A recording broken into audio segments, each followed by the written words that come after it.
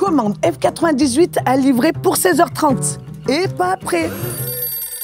Oui, on en a en magasin. Le devis stock de sable, bah super. Ton bulletin du premier trimestre? Non mais pas super. Non, stop. Je fais une pause et je te présente le nouvel épisode. On y va.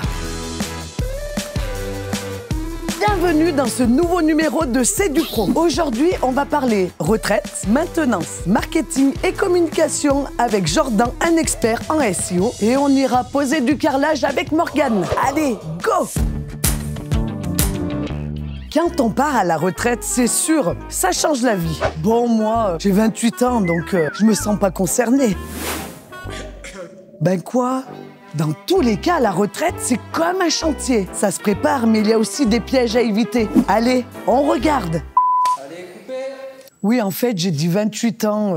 C'est bon, j'ai pas compté non plus.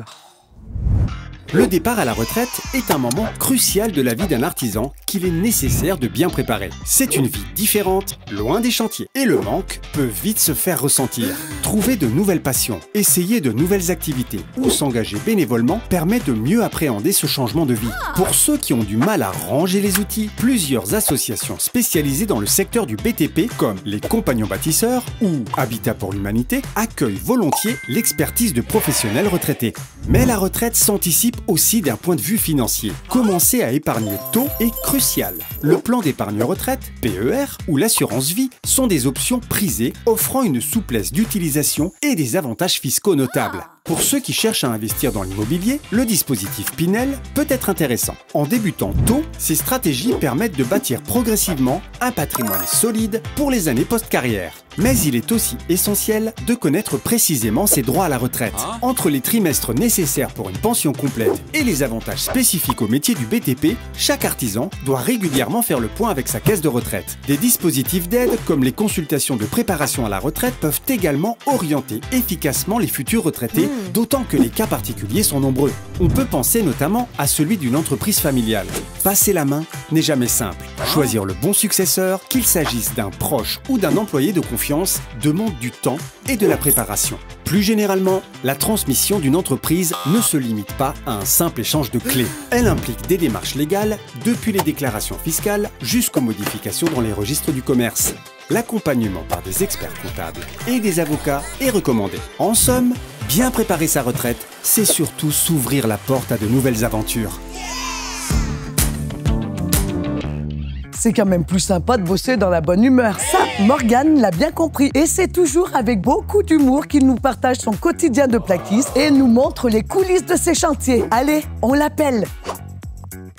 Salut Morgane. Salut Charlène. Bon alors, qu'est-ce que tu fais avec tes outils dans les mains? Eh bien là, je suis sur un chantier en plein centre-ville de Toulouse. Tu nous montres un petit peu ton chantier? Oui, je suis sur la rénovation d'une maison individuelle. Mais ils sont énormes les carreaux à côté de toi. Tout à fait, c'est des carreaux de 60 par 120 qui vont être au sol et au mur des salles de bain. Sur des grandes dimensions comme ça, tu n'as vraiment pas le droit à l'erreur. Exactement. Je m'y remets toujours à 2 fois au moins parce qu'il faut que les coupes soient au plus juste, tout calculer avant et être sûr et certain avant de commencer à couper. C'est quoi ton petit secret pour ne pas te tromper? Tu peux me montrer? Oui, ben écoute, justement, je suis en train de préparer mon sol pour là-haut, donc tu peux venir voir avec moi. J'ai déjà effectué un traçage au sol. C'est ce qu'on appelle justement le calpinage. C'est pour qu'il y ait le moins de pertes et que ça soit le plus esthétique possible.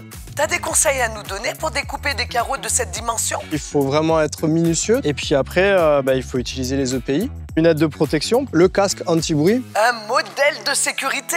Exactement. Bon, je te laisse faire quand même. C'est quoi les plus grandes qualités pour un carreleur? Déjà d'être patient, il faut être minutieux, il faut être passionné surtout quoi. Tu nous montres comment tu poses? Allez, très bien, suis-moi.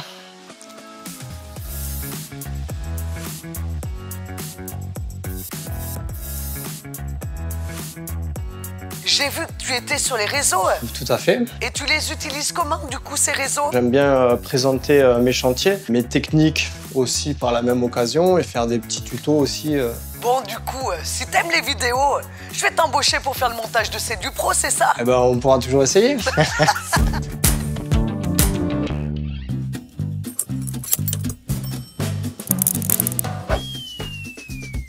Et ben voilà, là, elle est comme neuve. Bien entretenir ses véhicules et tous ses outils, c'est indispensable pour les artisans. Surtout, ça peut faire gagner du temps à tout le monde. Et même un peu d'argent. Allez, on vous dit tout. Oh yeah!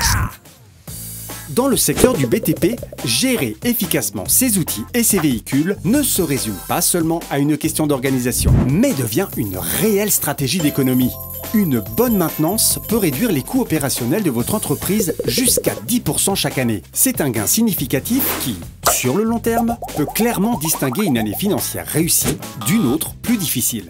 En plus des économies, la maintenance régulière de vos équipements et véhicules prolonge leur durée de vie et évite des pannes coûteuses. Cela signifie moins de réparations d'urgence, optimisant ainsi votre budget de maintenance. Et il n'y a pas que les coûts qui comptent. 44% des artisans pensent qu'une bonne gestion des outils est un facteur crucial pour la sécurité sur les chantiers. Des équipements bien entretenus réduisent le risque d'accident, assurant ainsi la sécurité de tous les travailleurs. De plus, un outil en panne au mauvais moment peut causer des retards significatifs. Une gestion rigoureuse et proactive assure que chaque outil est prêt à l'emploi lorsque nécessaire, ce qui minimise le temps d'arrêt et aide à respecter les délais des projets. Pour vous aider dans cette gestion, le digital vient à votre secours. Des applications comme Align ou Share My Toolbox permettent un suivi efficace de vos outils, tandis que des plateformes comme Fleetio gèrent vos véhicules de la maintenance à la consommation de carburant. Des outils bien pratiques qui vous permettent de rester toujours opérationnel. Finalement, un chantier bien équipé, des outils et des véhicules bien entretenus, c'est synonyme de temps et d'argent. Et c'est bénéfique pour vous et pour vos clients. Quand on est tout nouveau sur le marché et qu'on lance sa boîte, c'est parfois un peu compliqué d'exister, même quand on maîtrise Internet et les réseaux sociaux. Heureusement, Jordan, expert SEO, a plein d'astuces pour optimiser son référencement et améliorer sa visibilité. Bonjour Jordan. Bonjour Charlène. Bienvenue chez moi. Je veux tout savoir sur toi. D'où viens-tu? Que fais-tu? Alors, je suis originaire de Toulouse et je suis rédacteur web SEO, consultant SEO. Mais au fait, le SEO, c'est quoi? Alors, ça veut dire Search Engine Optimization en anglais. Le SEO, c'est comment positionner son site internet sur les moteurs de recherche, dont Google. Faire en sorte qu'il soit sur la première page le plus haut possible pour que les gens le trouvent facilement. Imaginons que je me lance en tant qu'artisan. Est-ce que tu aurais, je sais pas, 3-4 conseils pour exploiter au mieux mon référencement? Il faut développer au moins un réseau social parmi les plus connus, développer son site internet. Tactiquement, il faut qu'il soit au point, rapide, responsive, remplir sa fiche sur les moteurs de recherche, Google My Business, et ensuite alimenter son site de façon à ce qu'il soit agréable à consulter,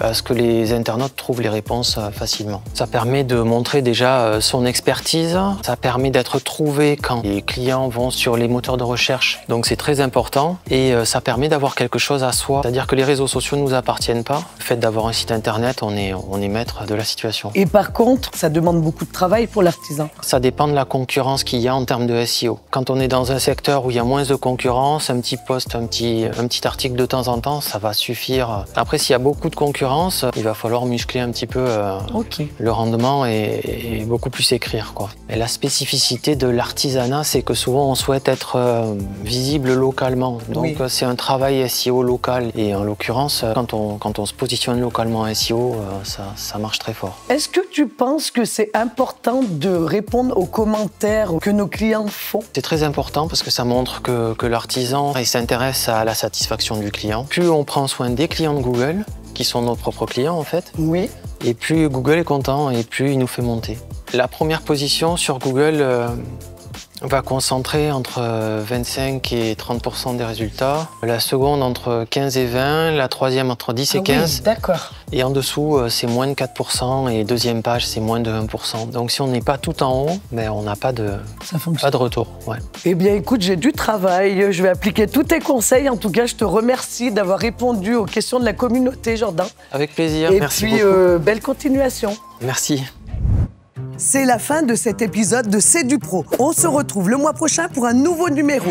D'ici là, n'hésitez pas à liker, commenter, partager. Eh bien, moi, je rentre chez moi.